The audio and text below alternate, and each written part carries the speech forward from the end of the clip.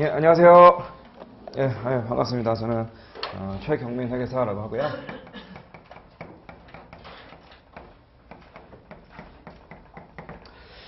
저랑 같이 이제 재경관리사 원가관리 회계라는 과목 같이 좀 공부를 해볼 거예요. 근데 일단 수업 진행하기 전에 몇 가지 OT 말씀 좀 드리면, 우리 재경관리사 시험이 문제 스타일이 어떠냐면요, 공부하실 때 어떤 컨셉으로 공부하셔야 되냐면 깊게 공부하려고 하지 마시고요, 그냥 넓고 얕게 가시면 돼요. 넓고 얕게. 그래서 굉장히 어떤 한 단원을 되게 깊게 파고 이런 문제는 사실 안 나옵니다. 물론 뭐 그래도 어느 정도 난이도가 있는 그런 시험이기 때문에 당연히 많이 공부하셔야 되는데, 그래도 막 너무 어려운 것까지 공부하려고 안 하셔도 돼요.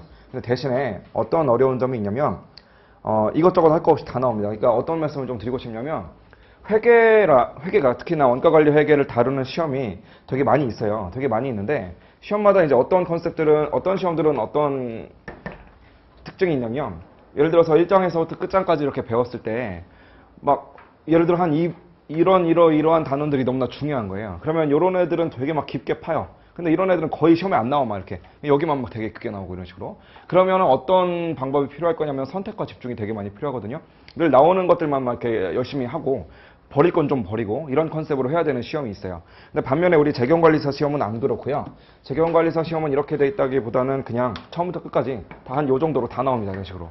무슨 말씀인지 아시겠죠? 그렇죠? 그래서 깊게 나오는 내용들에 대해서는 별로 보실 필요 없는데, 좀 얕게, 넓게 좀 파셔야 돼요. 그렇죠? 그래서 우리 교재에 나와 있는 내용들을 거의 다 이제 좀 넓게 다 보셔야 된다라는 말씀을 좀 드리면서, 이제 수업 때 어떻게 하셔야 되냐면,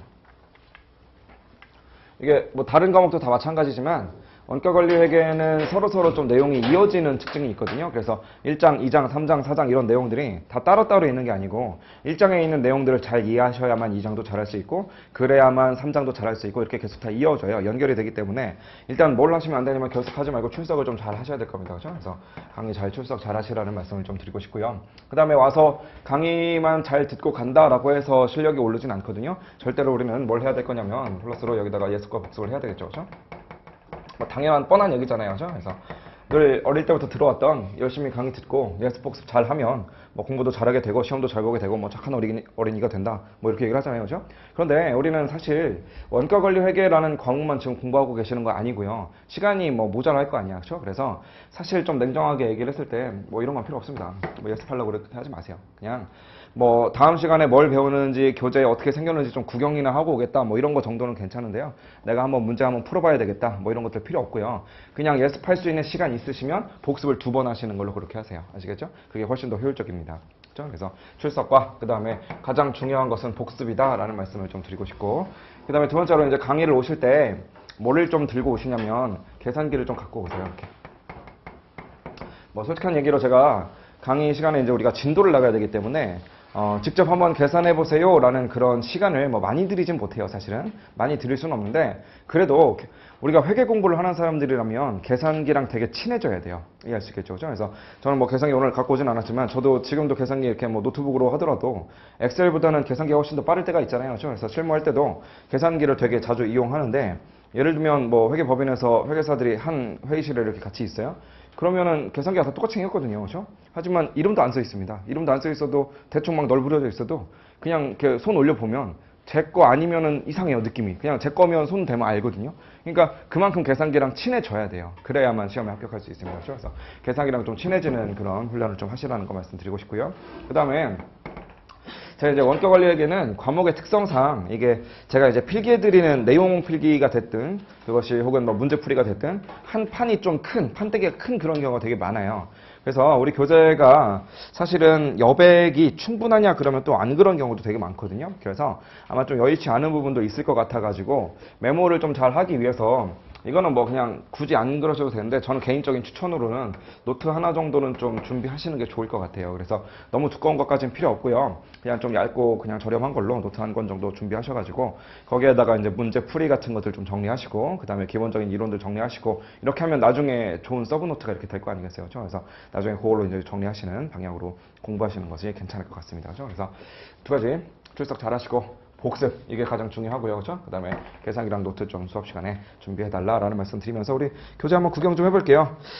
마침 우리 참 날씨도 추위가 다 풀리고 드디어 봄 기운이 이렇게 하고 있는데 책도 새로 나왔어요. 그래서 바로 전 강의 때만 해도 이 책 아니었었거든요. 근데 책이 새로 나와가지고 아주 그냥 봄 기운을 맞으면서 산뜻하게 출발할 수 있을 것 같습니다. 사실 작년 책이랑 뭐 그렇게 크게 바뀌고 그런 건 없는데 디자인이 훨씬 더 깔끔해졌어요. 그래가지고 아마 보시는데 좀 편할 것 같고 우리 어딜 좀 보시냐면 챕터 1부터 오늘 좀 한번 구경을 해보도록 할게요. 자, 챕터 1에 보시면 원가 회계의 기초라고 이렇게 나와 있고요. 일단 어디를 좀 구경해 보시냐면 12페이지 한번 가보세요. 12페이지.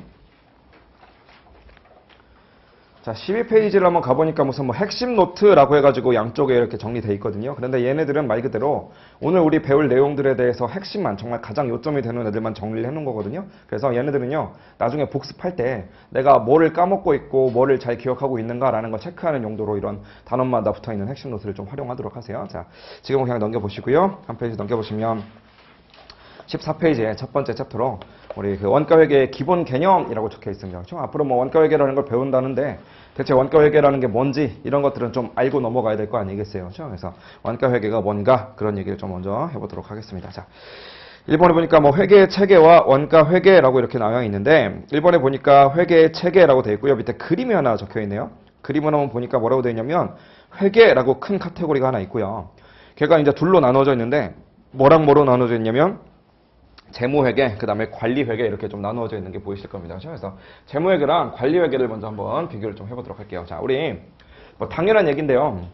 우리 과목의 그 정확한 명칭이 뭐냐면 원가관리회계잖아요. 그렇죠? 근데 무슨 뭐 원가를 관리한다 이런 얘기가 아니고 원가회계랑 관리회계랑 이렇게 둘로 나눠져 있는 거예요. 그렇죠? 그래서 먼저 저랑 같이 원가회계 공부를 다 한 다음에 그 다음에 중반 이후로 이제 관리회계로 들어가 볼 거거든요. 근데 그 중에서 관리회계라고 하는 것이 아마 여러분들 지난주에 재무회계는 배우신 걸로 알고 있어요. 그렇죠? 그래서 재무회계하고 관리회계하고 조금 상반되는 부분들이 좀 많이 있어가지고 얘네 둘을 좀 비교하시고 넘어가면 우리가 앞으로 뭘 배울 건지에 대해서 조금 이해하시는 데 도움이 될 것 같아요. 자, 재무회계라는 게 있고요.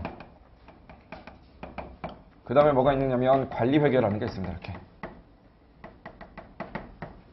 자, 재무회계랑 관리회계는 얘네들이 존재하는 목적 자체가 좀 달라요. 목적 자체가. 자, 이런 애들이 왜 존재하느냐, 재무회계라는 걸 대체 왜 배우는 거냐라는 얘기를 좀 해보신다면 재무회계는요, 재무회계를 통해서 여러분들이 회계 기준을 배우고 있고요.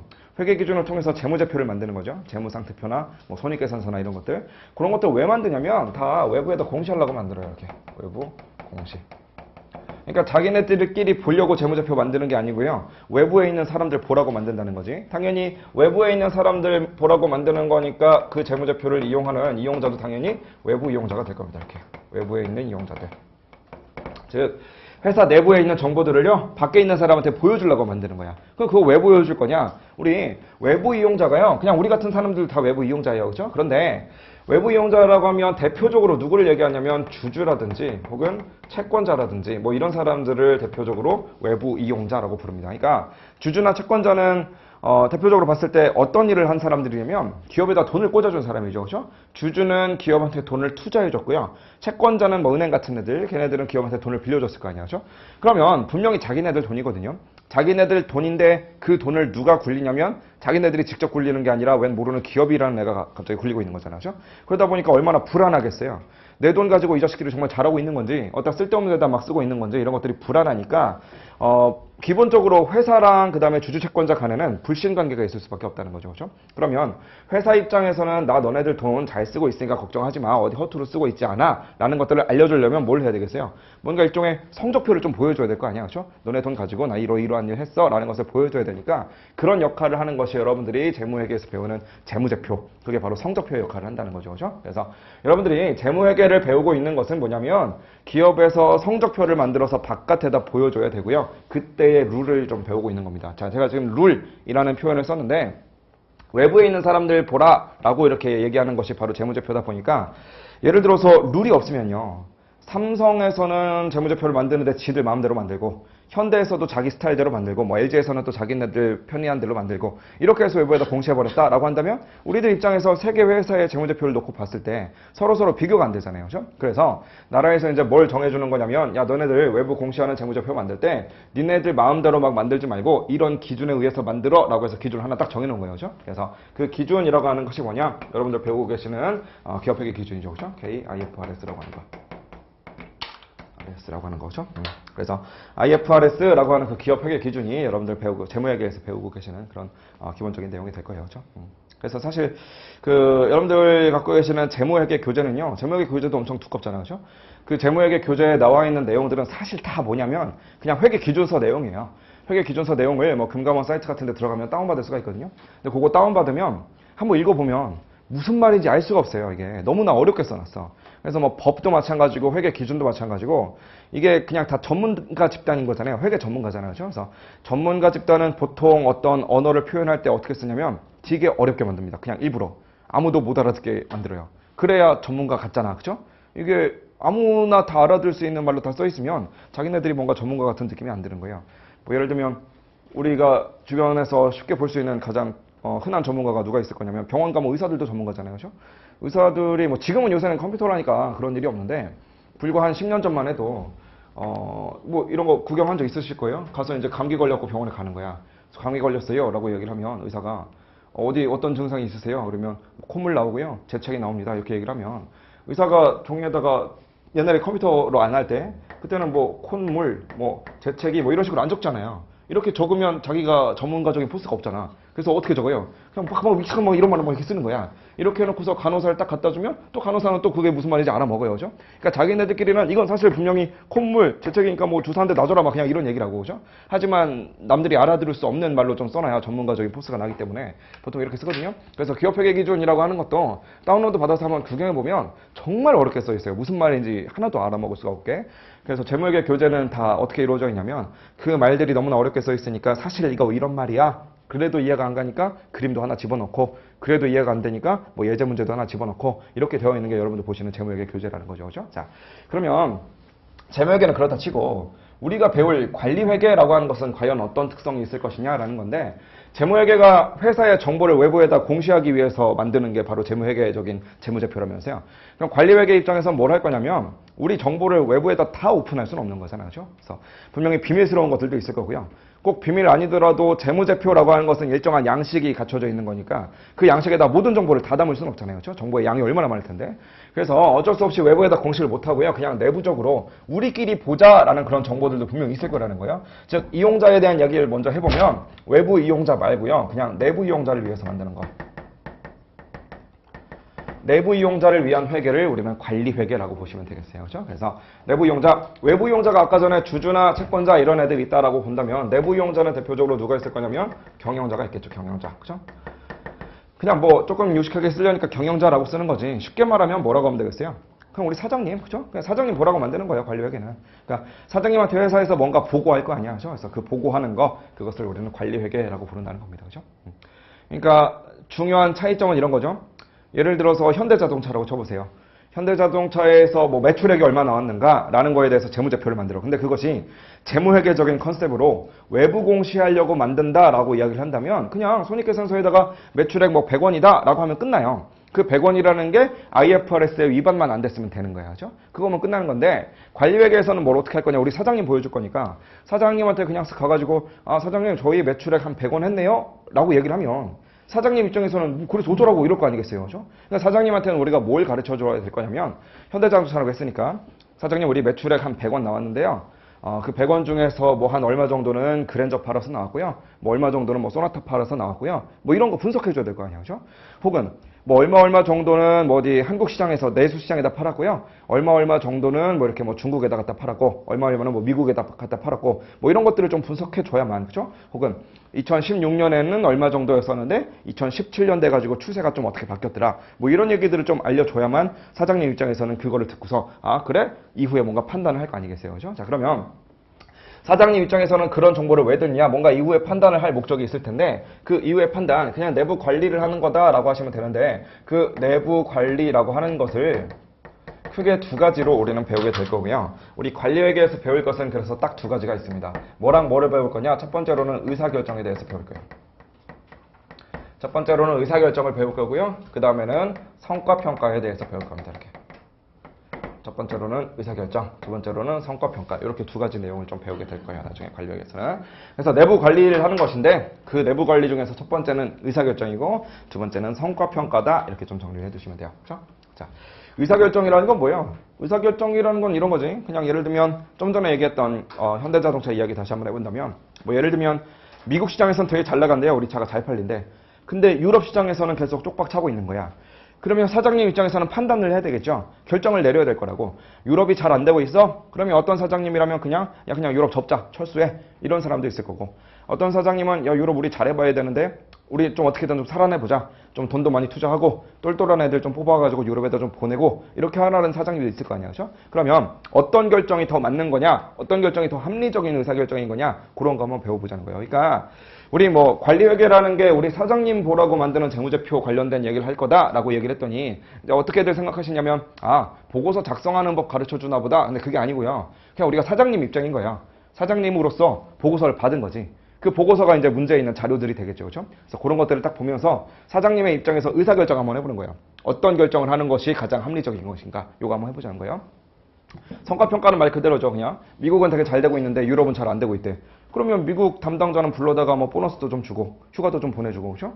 유럽 담당자는 보내가지고 뭐 이렇게 조인트를 한번 깐다든지 뭐 그런 걸 해야 될 거 아니겠어요. 그렇죠? 그걸 바로 우리는 성과평가 이렇게 부르는 거죠. 그렇죠? 그래서 우리는 나중에 의사결정과 그 다음에 성과평가 이렇게 두 가지를 배울 것이다 라는 얘기를 좀 해보시면 되겠습니다. 그렇죠? 자, 근데 이제 기준 관련해서요. 재무회계라고 하는 것은 아까 전에 IFRS라고 하는 공통의 룰이 있다고 그랬거든요.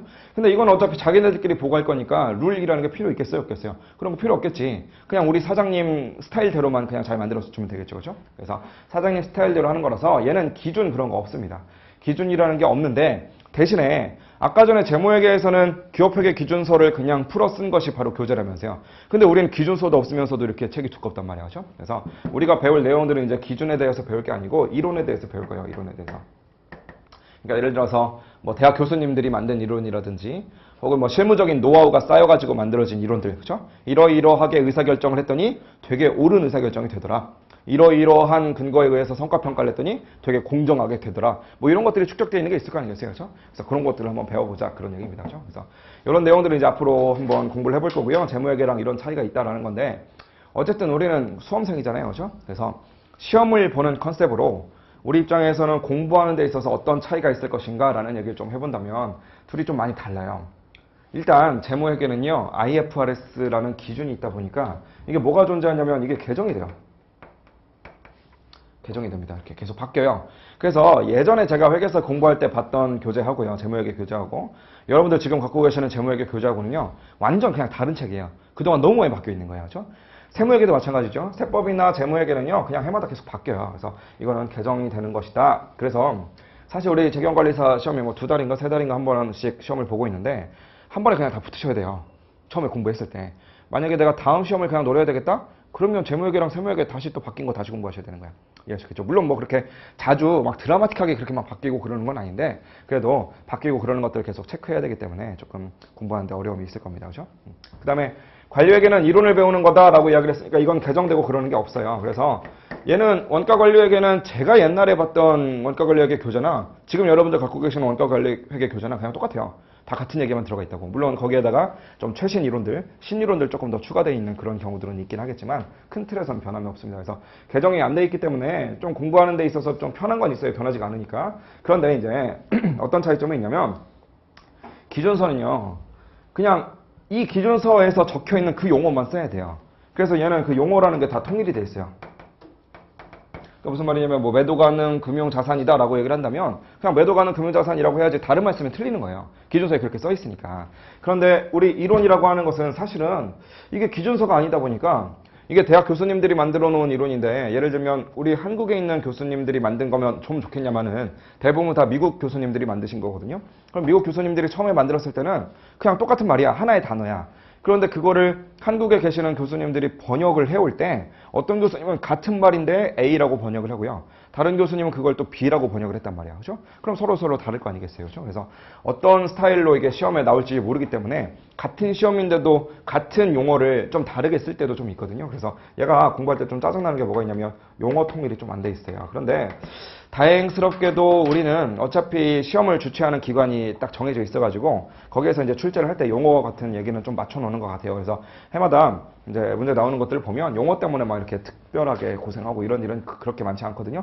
그래도 이제 용어 관련해서 이 표현을 이렇게도 표현합니다라는 것을 알아두셔야 되는 것들이 있기 때문에 그런 것들은 제가 진행하면서 말씀을 드리도록 할게요. 자, 어쨌든 재무회계랑 관리회계 얘기를 좀 한번 해봤는데, 아니 그러면 원가회계, 관리회계 이렇게 두 가지를 가르쳐 준다며 왜 관리회계 얘기만 하느냐라고 얘기를 한다면, 원가회계는 그냥 굳이 적어본다면 여기쯤에 존재하는 거예요. 이렇게. 원가회계라고 하는 놈이 한 여기쯤에 이렇게 들어가가지고요. 얘가 얘한테도 도움을 주고 얘한테도 도움을 주는 거다라고 생각하시면 되겠어요. 그러니까 무슨 말이냐면, 우리 외부에다가 재무제표 만들어서 공시할 때 매출액 있는 거 하면 그 밑에 매출 원가 있어야 될 거 아니에요. 그죠? 그거 계산할 때 원가 회계적인 논리로 계산을 해야 되겠죠. 그죠?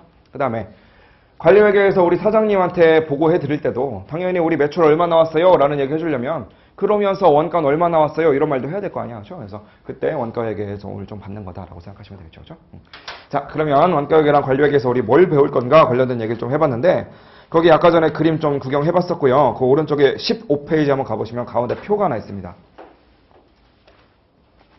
자, 그 표에 이제 제가 지금까지 떠들었던 얘기들이 정리되어 있는 거거든요. 표 1-1을 한번 보시면 재무회계와 관리회계의 차이점이라고 되어 있고요. 목적 한번 보시면 재무회계는 뭐래요?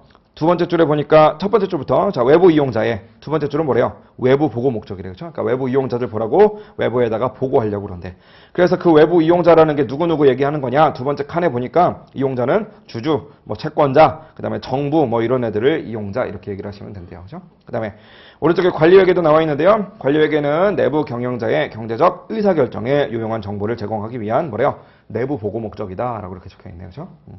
두 번째 줄에 보니까 두 번째 칸에 이용자는 그래서 주로 경영자라고 얘기할 수 있는 내부 이용자입니다. 그렇죠? 자, 밑에서 두 번째 칸 보세요. 밑에서 두 번째 칸 보니까 준거 기준이 있는데 재무회계는 기업회계 기준 같은 일정한 기준이 다 정해져 있고요. 관리회계는 기준 같은 거 없대요. 그렇죠? 그다음에 제일 밑에 칸을 언급을 안 드렸는데 좀 한번 보시면 정보의 내용 및 속성이라고 적혀 있고요. 재무회계는 어떻게 생겼냐? 과거지향적이고요. 객관성을 강조한답니다. 당연한 얘기죠. 왜? 외부에 있는 사람들 보여줘야 될 거 아니야. 외부 사람들한테 보여줄 거니까 당연히 객관성을 유지해야 될 거고요. 과거 데이터에 대한 얘기만 하자는 거예요. 만약에 미래에 대한 얘기, 우리 자동차를 내년에 얼마만큼 팔 것 같아요? 라는 자기네들 예상을 외부에다 공시해버리면 실제로 그렇게 안 나오면 그냥 거짓말만 돼버리는 거잖아요. 거짓 공시를 해버리는 거니까 과거에 발생했던 실제 사건들, 그런 것들만 공시하라는 겁니다. 무슨 말인지 아시겠죠? 하지만 관리회계는 이제 미래지향적이고 목적 적합성을 강조한다라고 되어 있는데, 목적 적합성이라는 것은 그냥 우리 사장님 원하는 대로 해야 된다, 사장님 목적에 맞게 해야 된다, 그런 얘기고요. 미래지향적이라는 얘기는 과거에 우리 매출 얼마 됐습니다 이런 말도 물론 해야 되겠지만 향후에 우리 매출 어떻게 될 것 같아요 라는 예상도 얘기해 줘야 될 거 아니야, 우리 사장님한테는. 거죠. 그래서 미래지향적이다 라고 이렇게 적혀 있는 거죠. 그렇죠? 자, 밑에 이번에 이제 원가회계의 의의라고 적혀 있는데 한번 읽어봅시다. 원가회계가 뭐냐? 원가회계라는 것은 재무회계와 관리회계에서 필요로 하는 원가 정보를 제공하기 위하여. 그죠? 그러니까 재무회계에서 원하는 정보, 관리회계에서 원하는 정보, 그런 애들 제공해 주는 거래요. 이런 식으로. 그죠? 그래서 그렇게 제공하기 위해서 제조활동과 영업활동에 관련된 원가 자료를 확인하고 분류하고 그다음에 집계하는 그런 회계 분야다라고 적혀 있네요.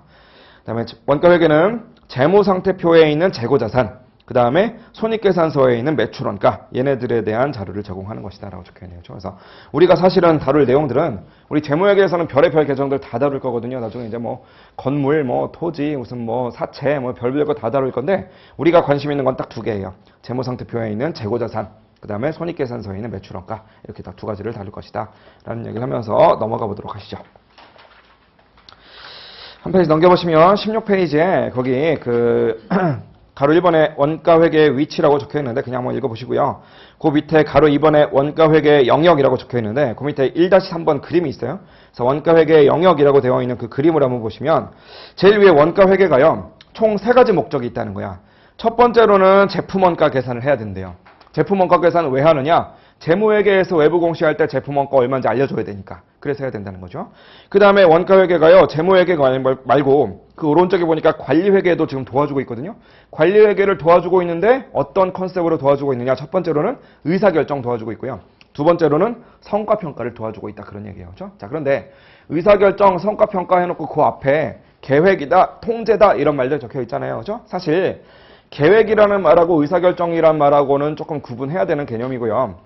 통제라는 말하고 성과평가라는 말하고도 당연히 조금 다른 말이긴 한데 그냥 우리 수업 목적에서는 그냥 그 말이 그 말이다라고 생각해도 상관없어요. 특히 계획이라는 말은 별로 그렇게 중요시 안 다루는데 나중에 통제라는 말은 되게 많이 볼 거거든요. 나중에 나오면 제가 또 말씀드릴 건데 통제라는 말 나오면 그냥 성과평가라고 그냥 떠올리시면 돼요. 그러니까 통제라고 써 있으면 그냥 성과평가라고 읽어도 수업 목적상으로는 큰 문제 없습니다. 무슨 말인지는 좀 나중에 말씀드리도록 할게요. 어쨌든 둘이 비슷한 말이다라는 것을 조금 알아두시면서 거기 16페이지 밑에 보니까 동그라미 1번, 동그라미 2번, 동그라미 3번에 뭐라고 되어 있느냐? 제품 원가 계산, 그 다음에 계획과 의사결정, 그 다음에 통제와 성과평가라고 되어 있는데 지금 밑에 뭐 많이 적혀 있는 말들은 얘네들이 의미가 뭐냐 이런 얘기들인데 사실 다 이미 설명된 부분이거든요. 의사결정이 뭔지, 성과평가가 뭔지. 그래서 각자 한번 읽어보도록 하시고요. 그냥 지금은 넘어가도록 하겠습니다. 3페이지 넘겨보시면 거기 19페이지 가보시면 19페이지에 이제 이번에 원가의 의의라고 되어 있고요. 거기 1번에 보시면 원가의 개념이라고 적혀 있는데 이제 원가가 뭔지는 알아야 원가 회계를 제대로 시작할 거 아니겠어요. 그렇죠? 그래서 원가가 뭔지에 대해서 좀 살펴볼 건데 여기서부터는 이제 해야 될 내용이 많기 때문에 조금만 쉬었다 와서 해보도록 하겠습니다. 좀만 쉬었다 오시죠.